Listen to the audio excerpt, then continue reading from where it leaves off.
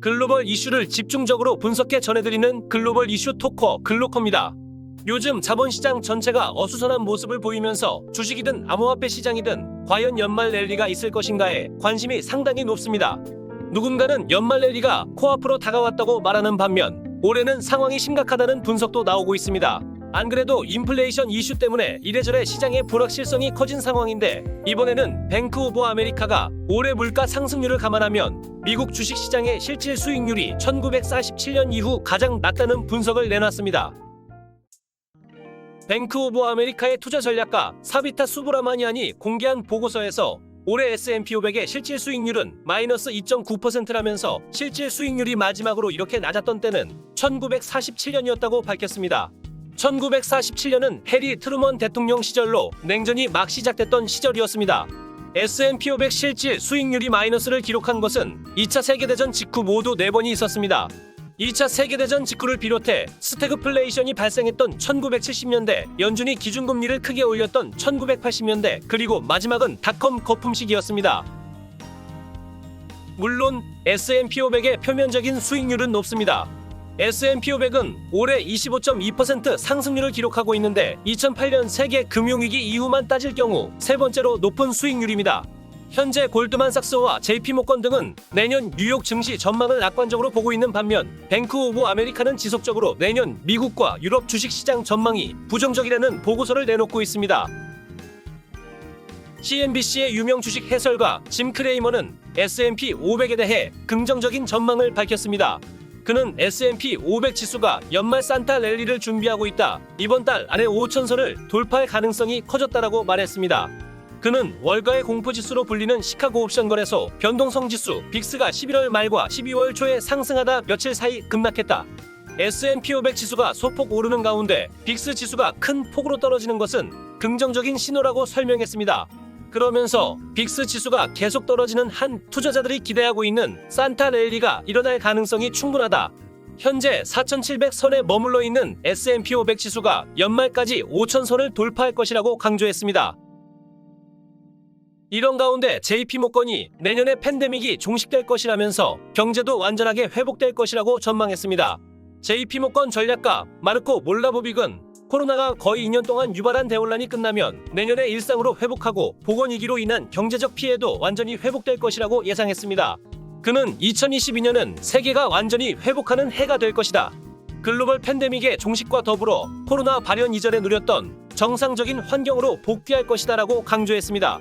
그 이후로는 내년에는 새로운 치료제가 광범위하게 사용 가능해지고 세계 인구가 광범위한 수준에서 면역을 갖게 됐다고 강조했습니다. 그는 그러면서 주요국 중앙은행들이 통화 완화 정책을 거둬들이는 등의 장애물도 남아있다라고 말했습니다. 이어 완화 정책이 회수되면서 주식시장에 변동성이 투입되고 기술주 중심의 나스닥처럼 기업가치가 높은 시장은 역풍을 맞을 수도 있다고 경고했습니다. 특히 유럽과 아시아의 지정학적 긴장과 높은 인플레이션을 둘러싼 불확실성, 에너지 위기 등의 위험도 있다고 진단했는데 이에 따른 유가 급등 가능성도 제시했습니다. 이런 가운데 미국 연준의 정책이 예측 불가능하고 연준을 신뢰할 수 없다는 평가가 제기됐습니다.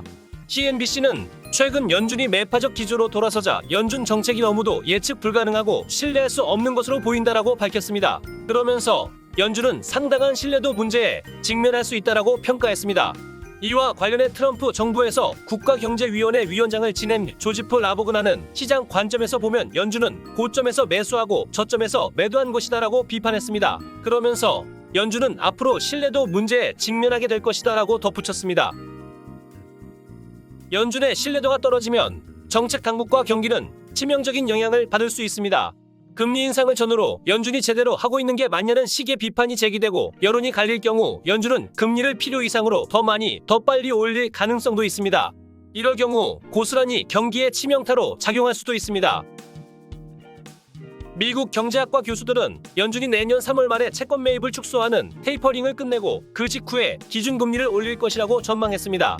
파이낸셜 타임스가 노벨 경제학상 수상자를 가장 많이 배출한 미국 시카고 대학교 부스 경영대학원 연구센터에 의뢰해 진행한 경제학자 대상 설문에서 이 같은 전망이 나왔다고 보도했습니다.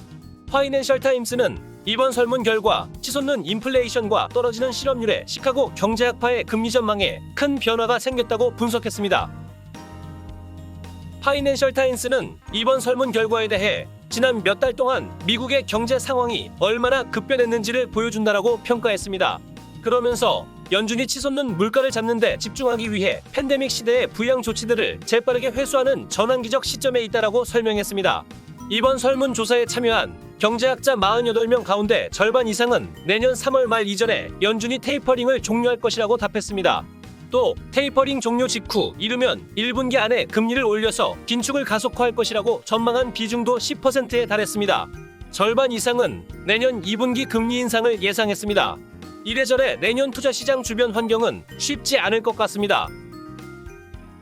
오미크론에 대한 각국 연구팀의 조사 결과들도 여기저기서 하나둘 발표되고 있습니다. 먼저 미국 질병통제예방센터는 현재까지 미국에서 나온 오미크론 변이 확진자들의 증상은 경미했다고 밝혔습니다.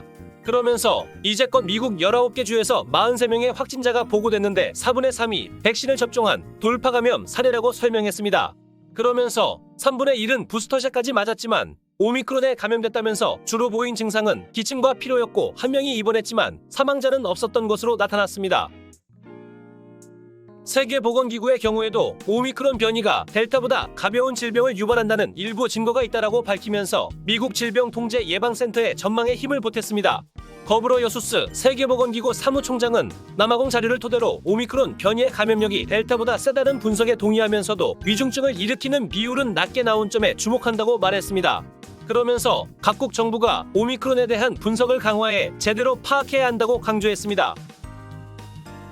일본에서는 오미크론의 감염력이 델타 변이의 4배 이상일 수 있다는 분석 결과도 나왔습니다.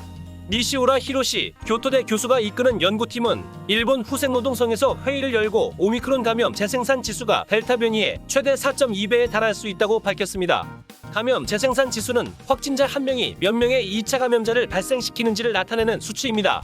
연구팀은 아직 데이터가 충분하지 않아서 오미크론 감염력이 델타의 4배 이상이라고 단정하기는 어렵지만 최소한 2배는 넘을 것이라고 분석했습니다.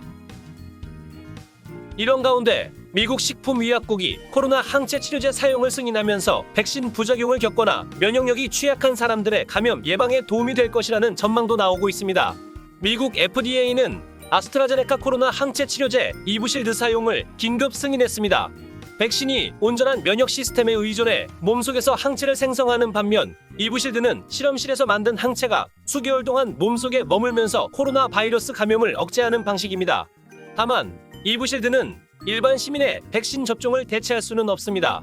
코로나 백신 효과가 나타나지 않을 수 있는 경우나 백신에 대한 심각한 부작용 이력이 있어서 접종이 권장되지 않는 경우에만 사용할 수 있습니다. 여러 글로벌 이슈들을 살펴보면 세상이 참 어지럽게 돌아가고 있는 것 같습니다. 대체로 자본시장 전반에는 긍정적이지 않을 수 있는 그런 소식들인 만큼 상황 변화에 늘 예의주시할 필요가 있을 것 같습니다. 대체로 자본시장 전반에는 긍정적이지 않을 수 있는 그런 소식들인 만큼 상황 변화에 늘 예의주시할 필요가 있을 것 같습니다. 지금까지 글로벌 이슈 토커 글로컬